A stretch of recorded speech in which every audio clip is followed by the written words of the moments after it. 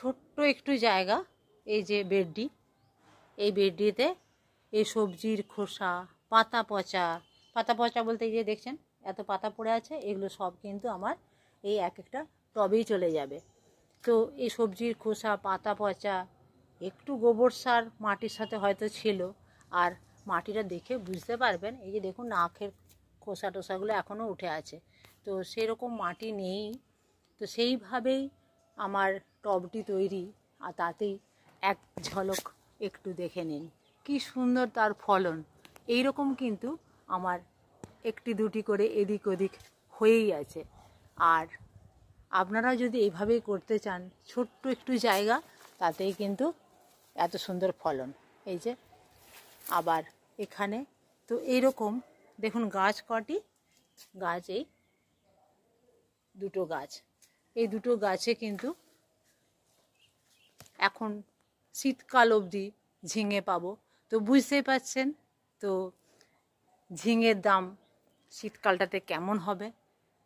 আজ এটাই দেখানোর যে আমরা ইচ্ছে করলে 12 মাসই পেতে পারি। হ্যাঁ, সময়ের জিনিস কিন্তু একটু বেশি ফলন পাওয়া যায়, তবে অসময়েই যে ফলানো যায় না তা কিন্তু নয়।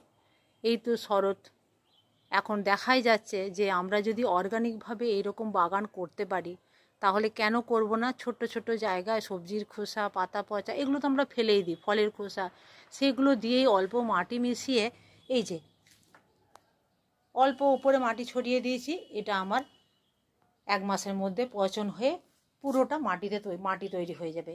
এইটাই যদি আমি আবার ওখানটাতে দিয়ে দিই গাছের গোড়াতে, তাহলে কি হবে, একটা উৎকৃষ্ট মানের সার পেয়ে যাবে, প্রচুর মাইক্রো নিউট্রিয়েন্ট, প্রচুর ভিটামিন সমৃদ্ধ, একদম অর্গানিক মাটি, যেখানে কোনো কেমিক্যাল নেই, কোনো সার নেই। আরেকটা কথা, যে কেমিক্যাল না দিলে অর্গানিকভাবে বাগান করার ফল আরেকটা কি হয়, কীটপতঙ্গের আক্রমণটা কিন্তু কম হয়। চট করে পাতার আক্রমণ, ফলের উপর আক্রমণ, সেগুলো কিন্তু কম হয় অর্গানিকভাবে যদি আমরা বাগান করি। তো সেক্ষেত্রে অর্গানিকভাবে বাগান করার এটাই ফল, আমরা সমস্তটাই ভালোই পাই।